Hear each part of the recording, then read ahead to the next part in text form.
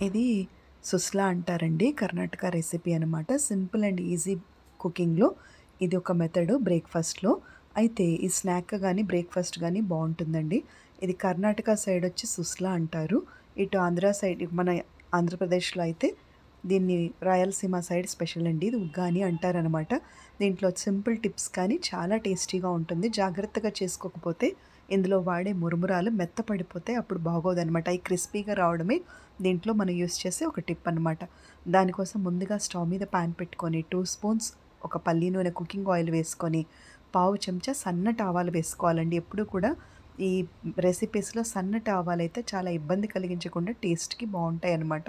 ఒట్టి ఆవాలు మాత్రమే వేశాను. ఆ తర్వాత ఒక ఉల్లిపాయ కట్ చేసి వేశాను. 2 పచ్చిమిర్చి కూడా సన్నగా తరిగి వేశాను. ఆ తర్వాత కొంచెం కరివేపాకు కట్ చేసి మనం లేకపోతే మామూలుగా కరివేపాకులాగైనా వేసుకోవచ్చు. అయితే కొద్దిగా పసుపు పావు చెంచా, ఉప్పు ఒక అర చెంచా వేసిన తర్వాత కాసేపు సిమ్‌లో పెట్టి మగ్గించుకోవాలండి. ఈ లోపల మనము 2 కప్పులు లేదా మీ క్వాంటిటీ బట్టి ఈ చురుమురి లేదా మురుమురాలుంటాయి కదా! వాటిని ఒక 2 నిమిషాలు లేదా ఒక నిమిషం పాటు నీళ్ళల్లో నానబెట్టుకోవాలండి. నానబెట్టే ముందు కొద్దిగా ఉప్పు కూడా యాడ్ చేసుకోవాలి. లేదంటే సప్పగా ఉంటాయి. బొరుగులు కలిపేటప్పుడు వాటికి ఉప్పు పట్టదనమాట. ఇక్కడ కూడా మనం ఒక పావు చెంచా గనక కొద్దిగా జల్లినట్టుగా పావు చెంచాలో సగమన్నా నీళ్ళలో నానేటప్పుడు వేసుకోవాలి బొరుగుల్లో. అయితే ఈ చురుమురి, మురుమురాలు అంటాం కదా! వీటిని ఏం చేయాలంటే 2 నిమిషాల పాటు నానిన బట్టి ఇక్కడ 1 నిమిషం, 2 నిమిషం అనే డిఫరెన్స్ ఎందుకంటే అండి కొన్ని మురుముర ఏమో మెత్తపడిపోతాయి వేసిన వెంటనే. ఇదేంటంటే నాకు స్టాండర్డ్‌గా ఉన్న మురుమురాలు దొరికినియి.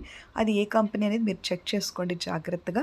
అన్ని బొరుగులు కూడా మెత్తపడకుండా ఇది మెత్తపడకూడదు. అటుకుల్లాగా క్రిస్పీగా ఉండాలి. అందుకని అప్పుడే ఇది ఉప్మా బావుంటుంది.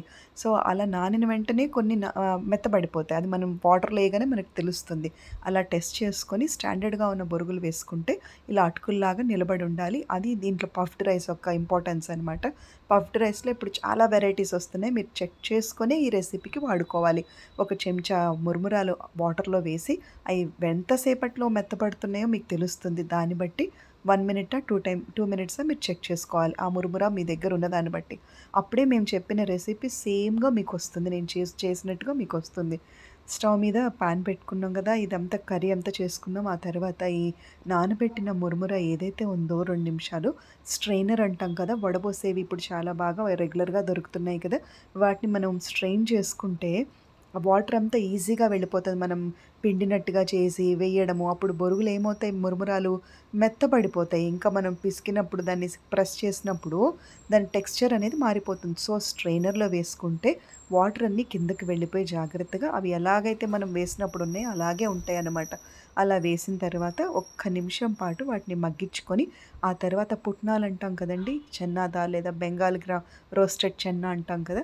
వాటిని ఒక పావు కప్పు చక్కగా వేపుకొని, అందులో కూడా కొద్దిగా ఉప్పు, కారం లైట్‌గా యాడ్ చేసుకొని, ఆ పౌడర్ కనుక మనం స్టవ్ బంద్ చేసే ముందు కనుక వేస్తే చాలా తొందరగా అయిపోయే రెసిపీ అనమాట. ఎమర్జెన్సీస్‌లో, టైం లేనప్పుడు, లేదా బాగా ఆకలేస్తున్నప్పుడు, మనకి ఏం తినాలో అర్థం కానప్పుడు, ఏదైనా హెల్ప్‌లెస్ కండిషన్స్‌లో టేస్ట్ ఎక్కడా తగ్గకుండా చాలా బావుంటుంది ఈ రెసిపీ. అయితే ఈ ఈ రెసిపీలో మనం 3 టిప్స్ తెలుసుకున్నాం కదా! ఒకటేమో లాస్ట్‌లో పుట్నాల పొడి యాడ్ చేస్తే అది టేస్ట్ ఎలివేటర్ అండి. రెండోది బొరుగులు మెత్తపడకుండా చూసుకోవడం మెయిన్ ఇంపార్టెంట్. ఆ తర్వాత క్వాలిటీ పఫ్డ్ రైస్ క్వాలిటీ దీని మీద చాలా ఆధారపడి ఉంటుంది. Simple and easy methods of cookings అన్నీ కూడా మనం జాగ్రత్తగా నోట్ చేసి పెట్టుకుంటే ఎప్పుడు ఏ అవసరం వచ్చినప్పుడు కూడా లేదా ఇంట్లో ఏ ఇంగ్రీడియెంట్స్ లేనప్పుడు కూడా మనం టేస్ట్‌కి ఎక్కడా కూడా కాంప్రమైజ్ అవ్వకుండా జాగ్రత్తగా వంట చేసుకోగలుగుతాం. చిన్న చిన్న ఫ్యామిలీస్‌లో అంటే పర్వాలేదు. పెద్ద పెద్ద ఫ్యామిలీస్‌లో లేదా గెస్ట్‌లొచ్చినప్పుడు మనం ఇలాంటి చిన్న చిన్న లాజిక్స్ అండ్ టిప్స్‌తో సింపుల్ యాటిట్యూడ్ ఆఫ్ కుకింగ్ నేర్చుకుంటేనే ఇవన్నీ మనం మేనేజ్ చేయగలుగుతాం. ఎందుకంటే ఎప్పుడో ఒకసారి ఇంట్లో కుక్ చేసుకోవడానికి ఇబ్బంది ఉండదండి. రెగ్యులర్‌గా హోమ్ ఫుడ్ కానీ, కుకింగ్ ఫుడ్ కానీ చేసుకోవాల్సొచ్చినప్పుడు టిప్స్ కనుక తెలియకపోతే స్క్రీన్ మీద చూపించినంత ఈజీగా ఆఫ్ స్క్రీన్‌లో మనకి కుకింగ్ అనేది ఉండదనమాట. అందుకనే ప్రతిరోజు కుకింగ్ వెజల్స్ గురించి మన కిచెన్‌లో మన బర్డెన్ తగ్గించే వెజల్స్ మెయిన్. అంటే ఇప్పుడొస్తున్న ఎలక్ట్రానిక్స్ అన్నీ మనం ఎలా వాడాలి, ఎలా తెలుసుకోవాలి దాని గురించి రెగ్యులర్‌గా అప్డేట్ చేసుకోవాలి.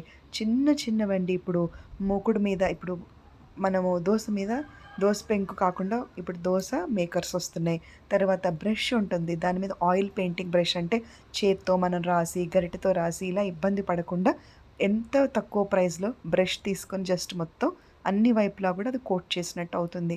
లేకపోతే బీటర్స్ ఉంటాయి. చిన్న చిన్న బీటర్స్ అంటే ఇప్పుడు శనగపిండి కలపాలనుకోండి. ఆ బీటర్‌తో అది చక్కగా కలుస్తుంది. అలా పీలర్స్, రకరకాల పీలర్స్ లేదంటే నైఫ్స్, కిచెన్ యుటెన్సిల్స్ ఏవైతే మనకి రెగ్యులర్‌గా చాపింగ్ బోర్డ్స్ స్టాండర్డ్‌గా అవన్నీ కూడా చాలా అఫోర్డబుల్ ప్రైజెస్‌లో మనకి దొరుకుతాయి. ఎవరైతే కుకింగ్ అనేది స్టార్టింగ్‌లో ఉంటారో, బిగినర్స్ ఉంటారో ఫస్ట్ మనం అనాలిసిస్ చేసుకోవాల్సింది ఏంటంటే స్పూన్స్, నైఫ్స్, గరిటెలు, వడ్డించే గరిటెలు వేరే ఉండాలి. కుకింగ్ గరిటెలు వేరే ఉండాలి. చాలా తక్కువ ప్రైస్ నుంచి అఫోర్డబుల్ ప్రైసెస్ నుంచి కూడా కిచెన్ కలెక్షన్ అనేది మెయిన్ అనమాట. చేయి తుడుచుకోవడానికి క్లాత్ ఉండాలి. డ్రెస్ మీద పడకుండా అవాయిడ్ చేయడానికి ఒక క్లాత్ ఉండాలి. మైక్రో ఓవెన్ ఉంటే గ్లౌజెస్ ఉండాలి.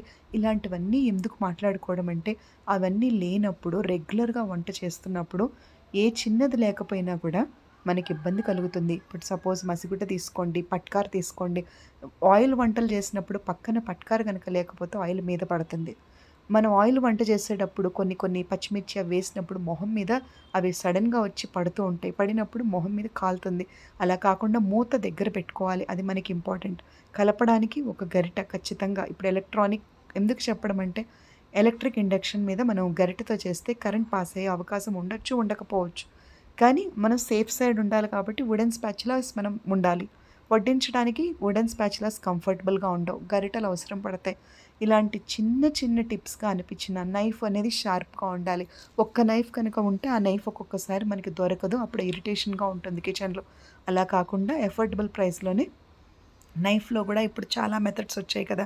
పెద్ద నైఫ్స్, చిన్న నైఫ్స్, టొమాటో కట్టర్‌కి సెపరేట్ నైఫ్, లేదంటే కట్టర్స్, బ్లెండర్స్ ఇవన్నీ కూడా ఎందుకు చెప్పడం అంటే అదంతా కాస్ట్‌కి సంబంధించింది కాదండి. మన అవేర్‌నెస్‌కి సంబంధించిందనమాట. చిన్న చిన్న వస్తువులైనప్పటికీ గూడా వడపోయడానికి స్ట్రెయినర్స్, బ్లెండర్స్, స్పూన్స్, పీలర్స్ అన్నీ కూడా ప్రతి మంత్ ఏదో ఒకటి అలా కలెక్ట్ చేస్తూ మనం కిచెన్‌లో కనుక సేవ్ చేసుకోగలిగితే చాలా వరకు కూడా కిచెన్‌లో బర్డెన్ అనేది తగ్గిపోతుంది. సో, దాని మీద మనం ఫస్ట్ కాన్సంట్రేట్ చేయాలి. ఈరోజు యూజ్‌ఫుల్ టిప్ అదండి.